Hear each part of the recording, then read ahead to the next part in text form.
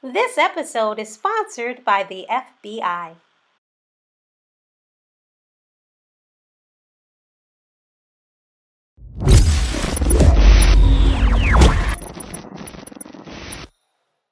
I want to welcome Superintendent Dr. Shaun Nelms to Tocsin Magazine. How are you doing today? Good. And yourself? I am well. I'm excited for you to finally sit down with us and talk a little about who you are, how you got started. Are you excited about some of these tough questions I'm going to ask you? Hey, I don't run from a fight. So no, I mean, I think, long as the questions are fair, I don't mind at all. I mean, my whole life has been a fight. So I've, and I don't think fighting is a bad thing. I don't think being asked tough questions is a bad thing, as long as the intent is to bring, light to a situation or a conversation. I'm good with it. If it's, which I know it won't be, but if it was, questions that are meant to incite or cause harm to someone else, I'm not interested in. But No, I understand. So tell me, how did you get started? Like before you became the superintendent at East High School, what were you doing? I did a few things. So I started my career in education as a teacher in the city school district, and at the time, teachers were being laid off like every summer. So when you took a job, you were waiting to and anxiously waiting to see if you're going to be the person laid off that next year. So my number came up after my first year teaching, and I had to either wait and get moved to another building or take another job. And so I took a job out in Greece. Ironically, I was offered the same job in Greece the first year I started working in the city, and I turned it down because I really wanted to work in the city. And then I chose to stick with it and go back in the second year because of the potential layoffs. So I was a teacher, a history teacher in middle school, mostly eighth grade, some seventh grade, a couple of years. And then I moved to become assistant principal at Greece Odyssey School.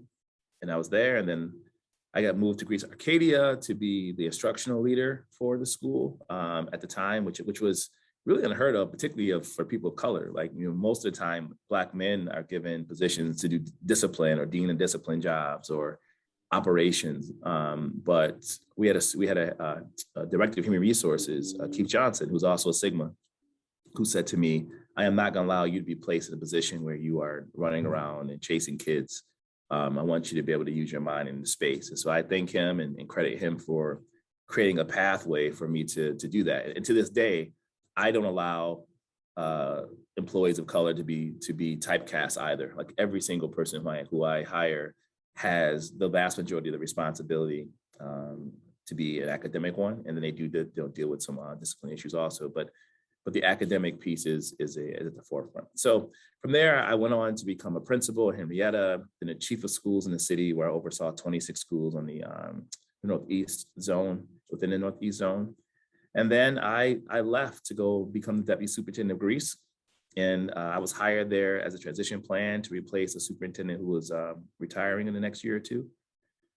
And then this project opened up for the University of Rochester, and I had to give it some serious thought because I had left the city as a school chief, and I left because I wasn't happy with where the direction of the school district was going, and I felt like I was unable to make systemic impact on the system where I knew in Greece I could. And I started to do that work in Greece. And then again, U of R reached out and said, do you want to take on this project? You would have some autonomy, you would have some protection, from the University of Rochester as its employee to be able to do this work.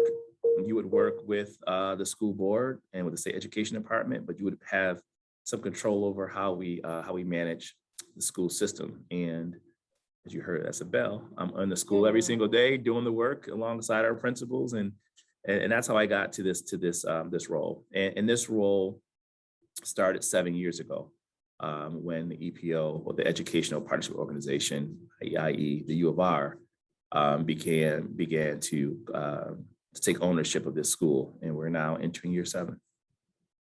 Okay. So what was the reason behind separating East High School from the other high schools? So the state determined that. So the state, U of R, East had about 10 years of being deemed persistently low performing or persistently failing is what they called it back in the day. And the state said we have 5 options. Either going to turn into a charter school, and charter schools were not coming in and taking over high schools. They preferred like starting elementary school, pre-K, kindergarten, and kind of grow out with those kids as they get older. It was to close the school altogether, like literally have this building vacant. It was to replace half the kids and half the students and replace them with more staff and more students. It was to give it to the state, the SUNY systems of New York State, or to give it to an independent receiver. And that's what the University of Rochester is. It essentially is responsible for all the operations, and they report directly to the state on its improvement.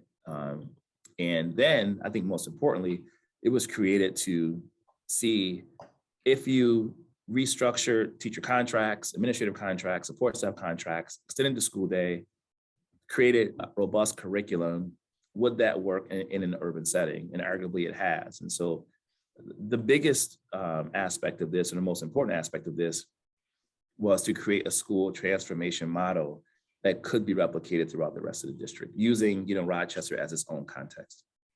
Okay, now why did they think you would be the best person to lead this movement? I don't know. I don't know who else was being considered, to be honest with you. But I can say that, I had taught in the city. I grew up in the city of Buffalo in the same type of school systems that Rochester has. I did earn my master's and my doctorate from the University of Rochester. So from a theoretical standpoint, the university knew who I was.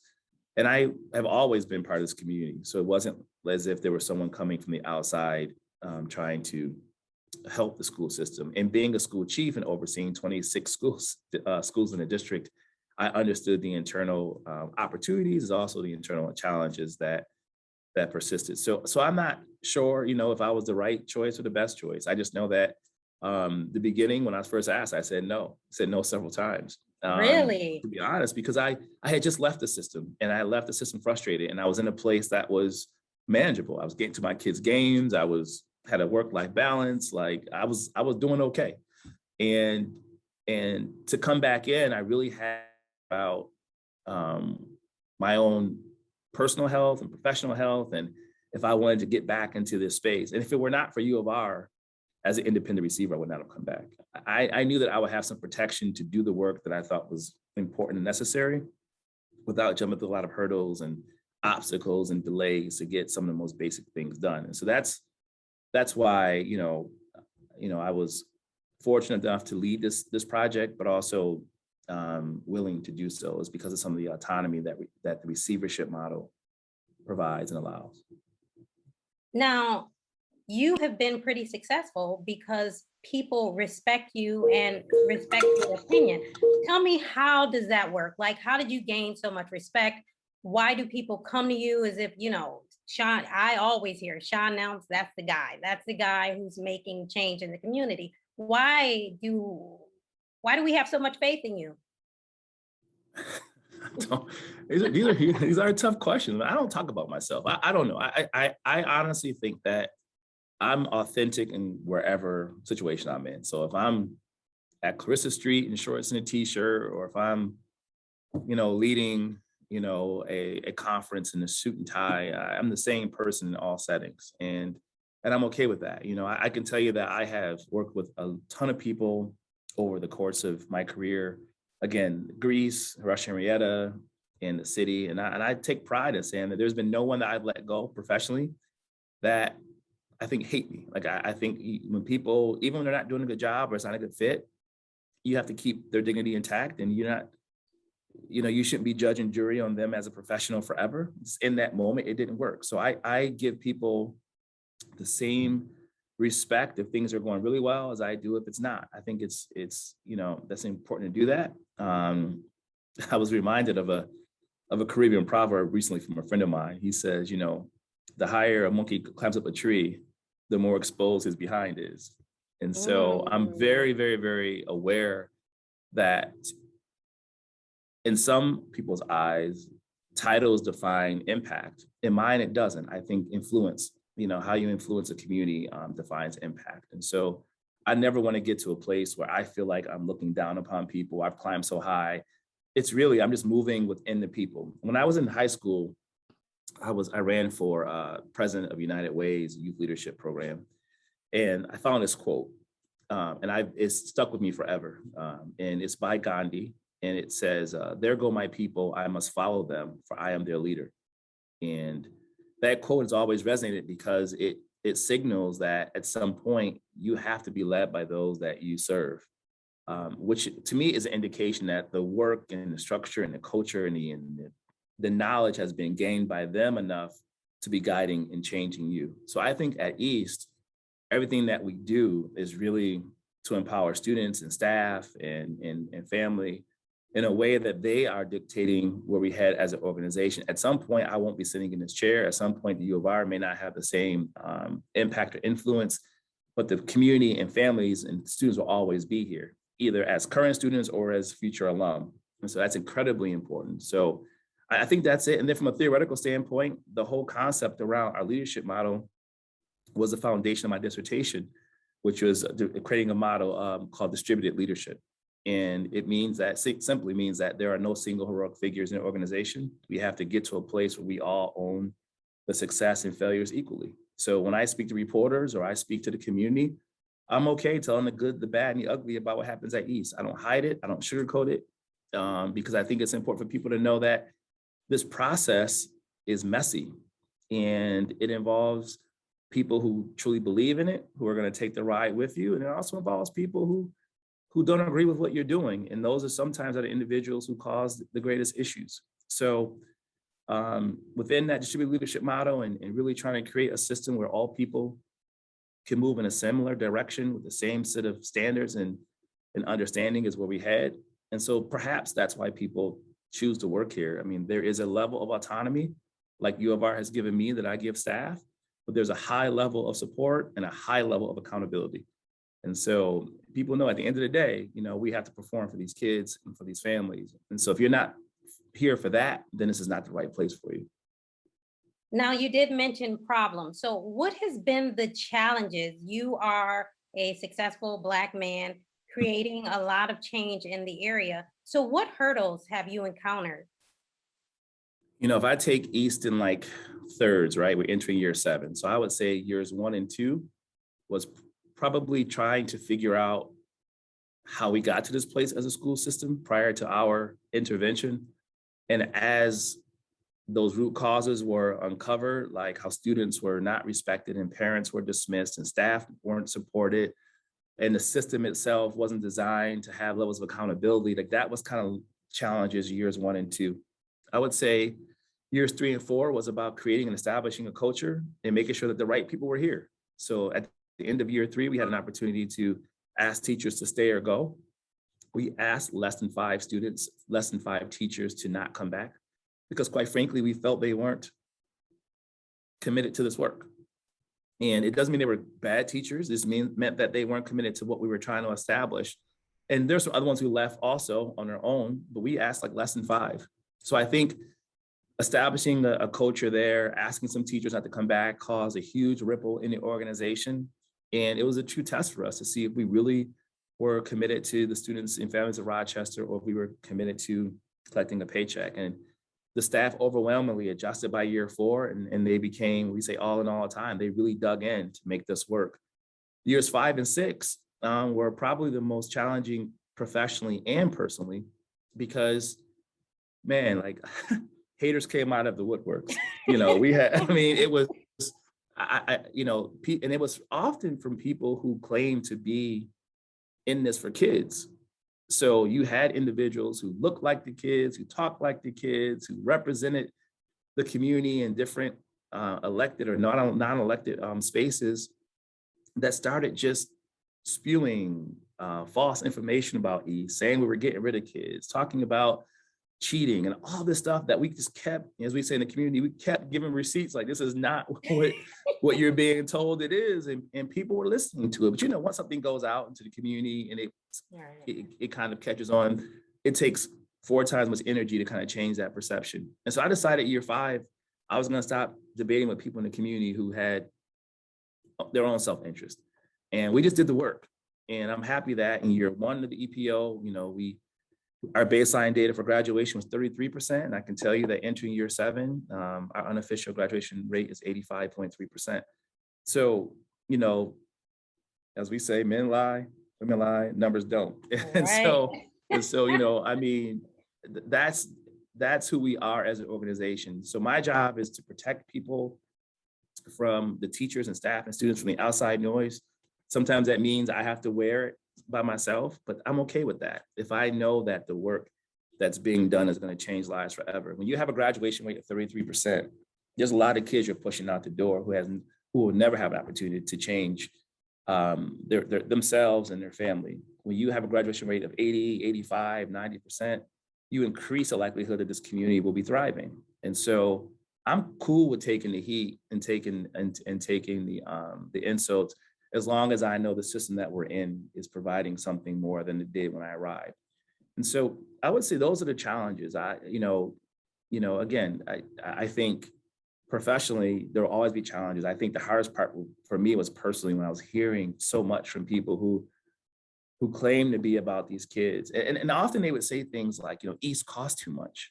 And I'm like, so what's the price of success? Like when we had a 29% graduation rate the year before we got here, there were crickets. No one was saying we weren't spending enough. It took the state to come in to create this model of change. So don't come at me when we have a graduation rate of 80% plus and kids are doing well and parents are asking to come here. When we first moved to East, only 5% of our students live within the community near East. Oh, okay. We're now up to almost 40%. So parents are voting with their feet and getting their kids here. And it's cousins and family members that I know who are texting me saying, hey, my little cousin wants to get in next year. What can we do? Like the culture has changed in a way that is respectful of the community. So I am tone deaf to the individuals who continue to provide critical feedback rooted in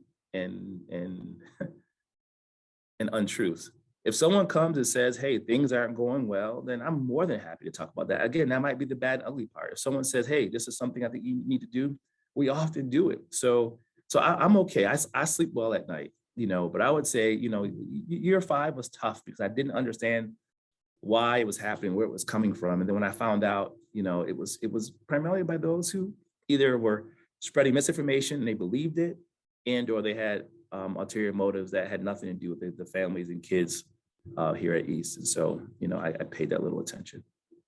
So what are you most proud of as far as from an educational standpoint, your work in the community? What stands out to you the most at this time? Right now, I would say I'm very proud of the curriculum that our teachers have put together here at East.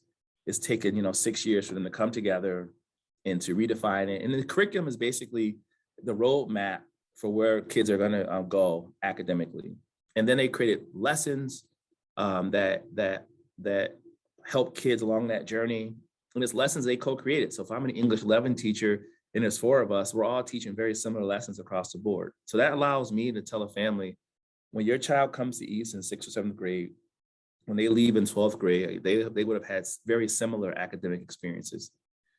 So a short story about me. My mom was, a staunch advocate for education. And we always believe that, if you work hard, you'll succeed. If you work hard, you'll get what you deserve. That whole meritocracy idea.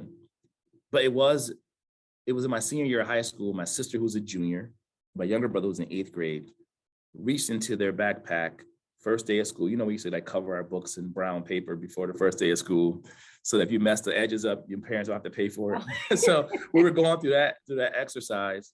And my sister in 11th grade pulled up the same math book as my brother in 8th grade. They happened to attend 2 different high schools. My brother attended a magnet school for kids who are deemed gifted and talented. My sister chose to go to a local high school because it was focused on business, supposed to be focused on business. And it was the first time my mom had chosen a school that myself, all 2 of my brothers, and myself went to the same high school. So it was the only school that one of my siblings went through a lottery system to choose. And I knew in that point that it wasn't that my sister was less intelligent. It wasn't that my brother was more intelligent. It wasn't that my parents cared less about my sister than they did my brother. The school had determined that these kids in this school were going to be challenged academically, and these kids in this school were not. And so the curriculum piece is very important to me, and it's personal to me because I don't want to to have folks like my sister be held back, but I also want kids like my brother to not benefit from being challenged also. And so the curriculum piece says a lot to me. I really think it's our moral document with the community. What we teach and what we choose to teach is important when it sends a message about what we value. And so the curriculum is really important to me. And we also have done an incredible job of making sure that the curriculum reflects our students. So besides having, electives for African American studies and Latinx studies, we really have within all the curriculum opportunities for kids to see themselves in this community throughout the materials. And so that's a really important part of me. I think the second thing that I'm very proud of is that we've created a model, I think, that can be replicated in part. So this model was built for East. So you can't just say, I'm gonna dump everything that happened at East on another school and it's gonna cause it to be successful. We wrote this plan based on what the data about East taught us. And so I would never tell anyone to wholesale implement what we did. I think you have to know the root cause of your issues, like I talked about in years 1 and 2.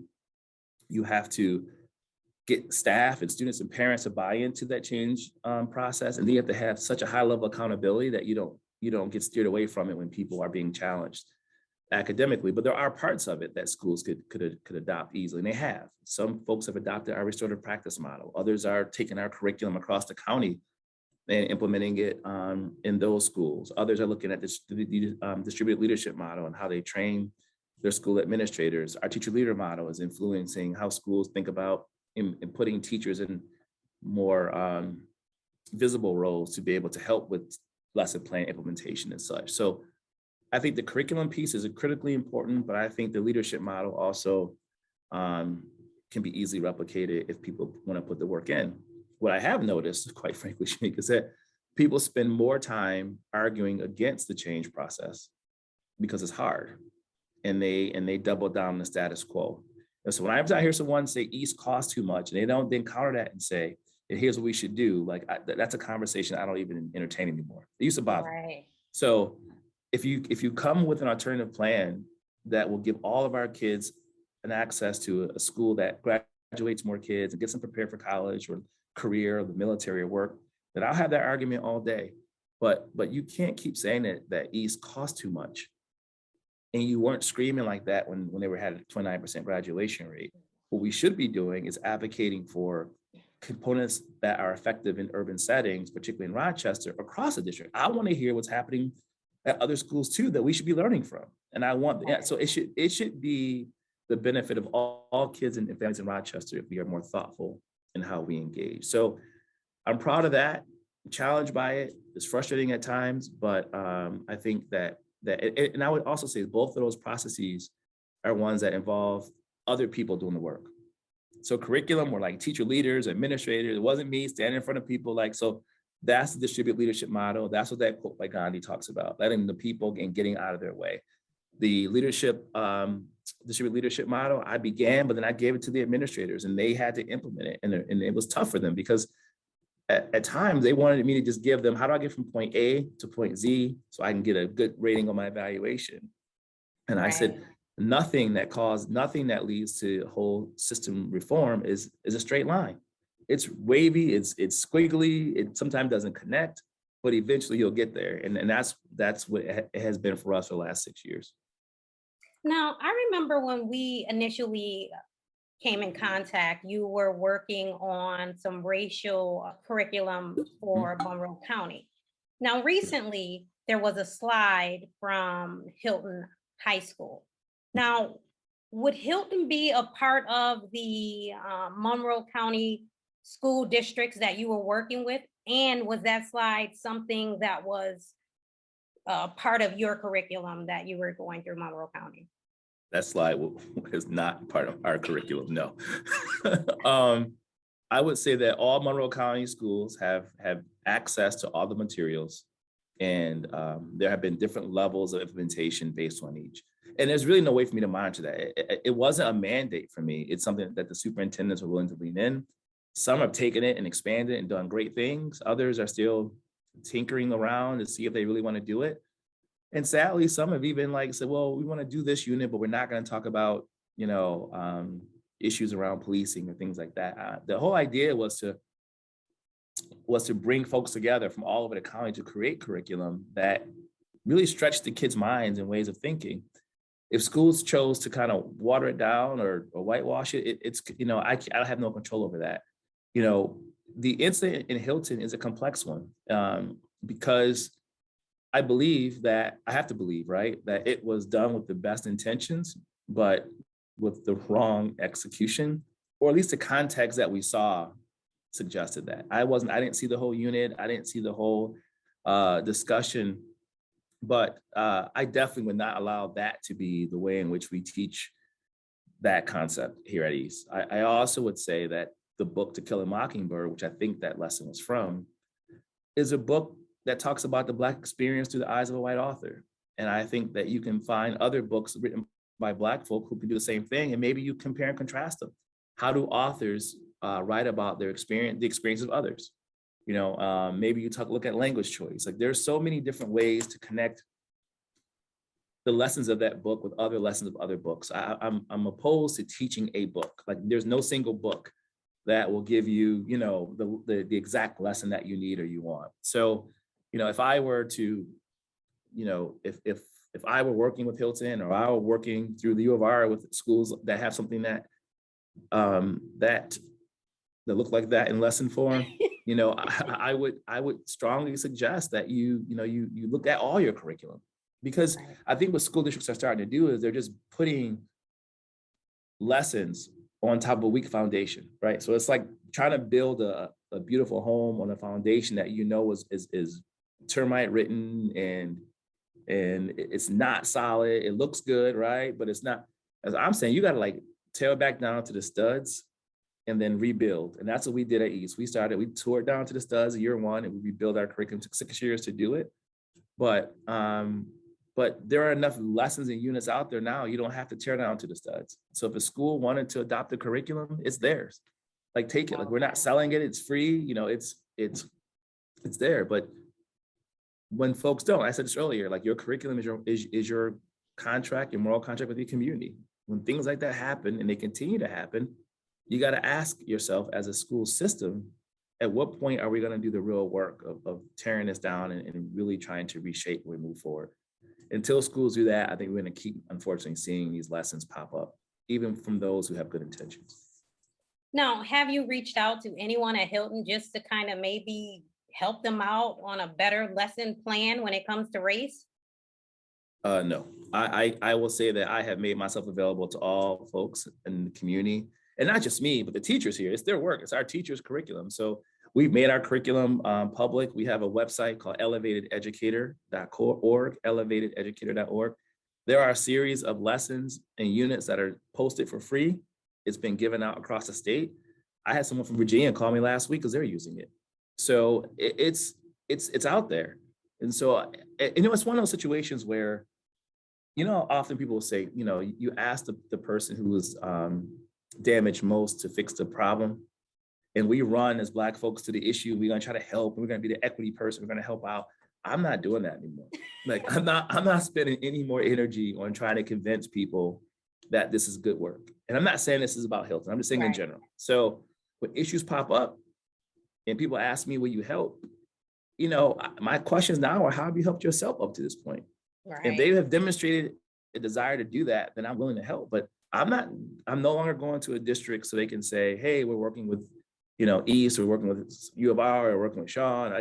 To me, that doesn't gain me anything. And in fact, I think it hurts my credibility from those who actually are doing this work. So when districts are ready, the materials are there, and opportunities are there. I mean, and on a personal, my children attended Hilton schools for a short. My son no longer attends there, but my oldest daughter, my middle daughter, just graduated from Hilton last year, and my son was entering 9th grade, and I put him in a different school setting. So I would say, I have some familiarity with how things happen in schools that are mostly white in this community, and I can tell you that many are doing the work to address these issues. Some don't know where to start, so they're leaning in, and others have maintained the status quo. Again, I want to be clear, this is not about the Hilton School District. This is really just about how are school systems adjusting in ways that allow them to be more representative of America. And and the contributions of all folks, in this country historically, both past and present. And if schools aren't willing to do the real work and really take a deep look in the mirror, then I think we're going to keep seeing these type of situations as relates to curriculum development and implementation. So I do have to ask one more question about Hilton because your Mhm, children did go to Hilton. Some mhm. of the parents on one of the posts talked about the discrimination or the issues some kids of color experience out there. Did you ever have that issue? Did your children have that issue at Hilton with, racial comments made to them or at them? Oh yeah, I've been very vocal about that. So I actually posted something, about it when my son left. And, Bettina Love, who is a former Edison Tech graduate, now professor, I think at UGA, she wrote a book. And in that book, she describes what she calls spirit murdering, that our kids are being spirit murdered. And I felt like my daughter experienced Hilton a little different. She was a quiet kid, bookworm, athlete, kept her head down. But I also questioned how much did she grow as a person in that system, because she just went along to get along until she got out. And she said she would, do her thing in college. So I think in a way, I suppressed her most vulnerable years through high school, having her in a system where she didn't see herself represented in curriculum or in the fabric of the school. My son, who's very much like me, but more vocal, calls it like it is, and he tells his truth, not the truth. Was like, Dad, I have to leave this school system. I do not want to go here in high school because I'm sick of hearing the racist rhetoric. I'm sick of hearing the dismissiveness when I talk about police and justice. I'm sick of hearing adults in the system, at times saying things to kind of silence me. I want out. And so I had to do what I had to do as a parent to remove him. And I know I'm fortunate enough to be able to do that, but the reality is, yeah, it happens. I would say it happens in most schools. I saw something in the news today with some kids on an airsoft gun in a local schools, saying some Mhm. things about students. So yes, it happened. Was that his daily occurrence? No, he did not go to school every day and be called the N-word or anything like that. But were there microaggressions that he felt often? Yes. Did he feel like he could not survive in that school setting? Absolutely. The best thing that happened to him was COVID, because he was away from Mm, some of those kids. And so when we were coming out, that's when he was like, I don't want to go back. And so I had to oh, make that choice. wow. And most of it had to do with him feeling like as a young Black male that his spirit was being murdered because he did not have an opportunity to express himself freely in that school setting. Again, as I set my post about that particular parental decision, was the school was great. The district is great for some kids in some settings, but it's not great for all. And for me, I had to make Right. that decision. I would encourage any parent to make that same decision. East is not the right place for every kid. I'm Right. sure there are parents who are like, I want my kid out of here. And I would say, as a parent, you have to make that decision. We don't do everything well here either, and so I don't want to be critical of districts, but you asked about my experience as a parent. Right. And as a parent, I would say absolutely.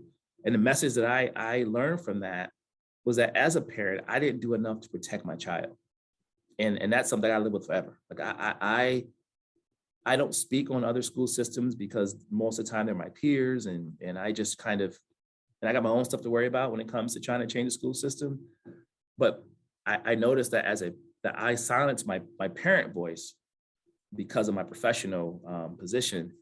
And I would never do that again. And I wish I would have learned that lesson some years ago, because not only may it have helped him as a student in Hilton, it may have helped other families and parents Right. of Hilton as well. And so that's just something that I learned. And again, I want to be, just crystal clear. This is not about an individual school system. It's really about the environment. And sometimes that's outside the school system that our kids go through. And Hilton is in some pockets a very conservative place, and they have very conservative values. And we learned a lot about Donald Trump, for example, the Right. last few years.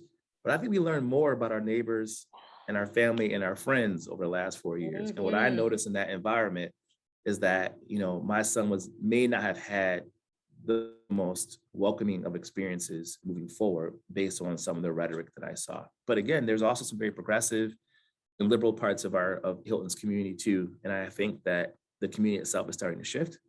And I think that parents like myself who've been open about those experiences are making that particular community think hard about the school setting and system. But at the same time, there are people who want to maintain a status quo. There are community members in that who like, we don't want to hear about this racial stuff. And so I think it's interesting. But yeah, so as a parent, I would say things that happened did occur. I will also say that when we brought those matters to light, the administration did do a really good job. School-based administration did a really good job of communicating and letting us know how they were intervening. And so I always appreciated the principals and administrators and assistant principals for how they stepped up when we needed them to. Well, I commend your son for knowing that it was time for him to go. Not too many young people can identify. Oh, I mean, so obviously you raised him well. I know you're blaming yourself for certain parts of it, but he was strong enough to say, yeah, this isn't for me and I need to be somewhere else. So that's definitely a strong young man. It's definitely a proud daddy moment. I'm not gonna Yeah. lie. Like, I don't belong here. Get me out of here. Let's That's go. right. You know, That's right. let's That's right. go. Yep. Yep. So my next question is, now you've been in the spotlight for quite some time. How have you managed to not get wrapped up in scandal? I have been involved in scandal. I mean, I have, man, like some of the stories I hear about myself in the community are amazing. I mean, I heard I got into a fight with someone last year. I'm like, me fight? Really? You know, yeah, there are Oh, things. I don't get that one. No, I didn't get any of that. You know, it's interesting. I sometimes I sit there, I'm like who, like, in what setting is someone sitting in a room and say, you know what? I heard he got into a fight. I'm like, where's that come from? Like, I'm not Right. like, so it is. I mean, everything from, I mean, the scandals are, I mean, there are people who are extremely damaged, I must say. And I think there are people who prey on the downfall of others. And I'm just not, I don't carry myself that way. I really don't. And so for a long time, I was so secluded and so like private that no one they knew nothing about me. And that wasn't healthy for me either, to be living in this community and basically putting myself under a social rock, because I didn't want to be caught in the community with a drink. I didn't want, like, I just wanted to just do my thing, go to Buffalo, be around my family there and have fun, and then come back here and put the suit and tie on. And that's not, it wasn't healthy, it wasn't sustainable, and honestly, it wasn't authentic, right?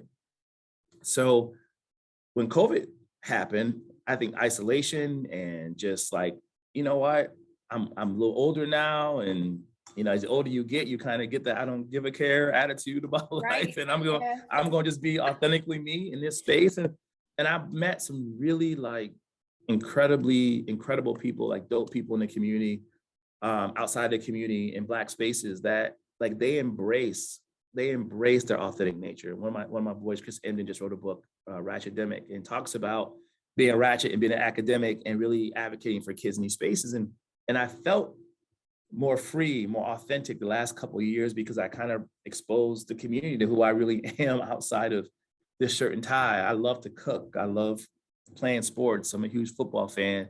I love music. So I started messing around with DJing, you know, I love photography, right? And so I think like balancing that has been incredibly helpful for me spiritually. But you know, we're all one mistake away from people saying, "Hey, I remember, I knew he was this, or I knew that was he was fake." So, you know, I think I used to like be tense and embrace for the moment that happened, and now I'm like, I've done enough in this community. If someone wants to believe something that is untrue, then either they don't know me well enough, they haven't seen the work that I've done, or they were waiting for the moment just to be able to kind of destroy me. And so I can't put energy into that. I have some incredible friends here through my fraternity, Phi Beta Sigma, and Gamma Iota Boule, both fraternities. I have some incredible folks in Zeta Phi Beta Sorority Incorporated, and like just people who have created a village that I'm a part of, where I know even if I mess up, if I go to them and say, you know, I really messed this up, they're gonna, you know, smack me around a couple of times, and then they're gonna like put me back together and put me right back out there. And I think that's critically important. They're also gonna be the ones who are gonna say, like, don't forget to like smell your own roses sometimes, because you're doing some really incredible work with people, and you can't forget about that. So having the right associations and having the right villages help. But, scandals are everywhere. And I think scandals sometimes are determined by those who start them, and how much and how willing they are to try to destroy you as a person. So that leads me to my next question. And I might not answer it. So, I'm gonna be honest. I told you that before we started. Yes, I know. I have to ask. Dr. Leslie Myers Small is being accused of sexual harassment. And I'm not asking you to say if you believe it or not, but does that hinder the Rochester City School District when these allegations come out with people of power? So thanks for asking the question that way, because I don't want to comment on that situation. I have a great deal of respect for Leslie. I've known her for over 20 years. And so I want to say that I've worked with her side by side. We both worked in Greece together. We have been friends, throughout, personal friends, like at each other's house, cooking, backyard barbecues, all that. So like I would consider her a friend of mine, and she always has been that way. I think, when you put two people, my position naturally is going to always be a distraction to someone sitting in the seat over there as superintendent, no matter how good of friends you are. And so, her and I even had to have a couple of check-in conversations, like, we still good? Like, what's going, And so, but I love and respect her enough for us to have that conversation and to not allow people to kind of create a wedge between us. So I would say that there's so much work to be done in Rochester.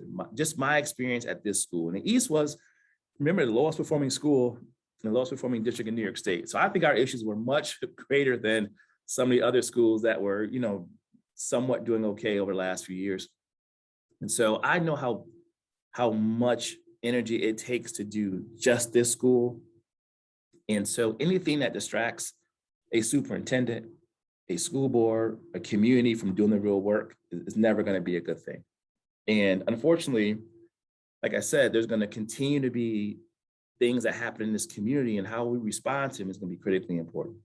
We can't spend 4 or 5 months living in the same mess that continues to happen, and then our kids get left behind. I think that's kind of what happened here at East. Somehow the kids got lost in all the transitions and transformation and school reform talk. It wasn't about kids. We were trying to change and reform adults. And so what we did at East is we flipped it. We said, let the kids define the system they want, and then let's create a model around that. And whoever's sitting in that seat as superintendent, they need to have their full attention and energy on the work of educating our youth. So any issue that happens in the community that distracts them from this work is problematic. And in situations like this, you have to trust the process and let it take its course. But there are people behind these issues. People are being impacted professionally. They're being impacted personally. They have to have whoever is involved, they have to have, their family and friends read about it and hear the rumors. And that's not something that's easy. I remember my kids came home and told me something they heard in school that was completely false, but they heard about it. And they were like, man, Dad, like, are you okay? And they were more worried about me. And then they were like, was it true? Type of, and so it's like, you have to, there's kids involved, there's families involved, there's parents involved. And so I'm going to say, if you're going to go after somebody, and I'm not talking about this situation, I'm saying in general, from my own personal, when people started creating horrible rumors, you have to think about like the impact it has, not just on the person, but on their family and their friends and the community. And if you're selfish enough to create something that's false, then you're not good for this community anyways. So, I think in any leadership position, I don't care if it's schools or if it's in government or if it's in a private business, anything that distracts you from the ultimate goal is never healthy for the community, unless there's some deep lesson to be learned from it. Now, is there anything else you want to add to this, or you think we missed? No, I think that, I appreciate your magazine and, giving a new perspective on some of the issues of Rochester, and not just issues, but also, highlighting individuals who are doing incredible work. And I just appreciate, you continuing your brand and starting this. When I first met you, we were, it was over a controversial topic, and I really we won't talk about that, but I really respected the way that you approached it. You were like, how can I use my platform to help heal the community in ways that bring issues to light, but also on the back end resolves them and allow, people to move forward in a productive way. So I really respect that. And I know that there'll be topics that you'll cover that I may or may not agree with, but I really believe that at the heart of what you said you committed to months ago when we first met, Right. and even the tenor of this interview gives me great hope that, we can have another outlet where our voices are heard and shared with our community in ways that don't destroy us, but makes us stronger. So thank you so much. Thank you for being here, and I look forward to talking to you in the future. All right, you take care.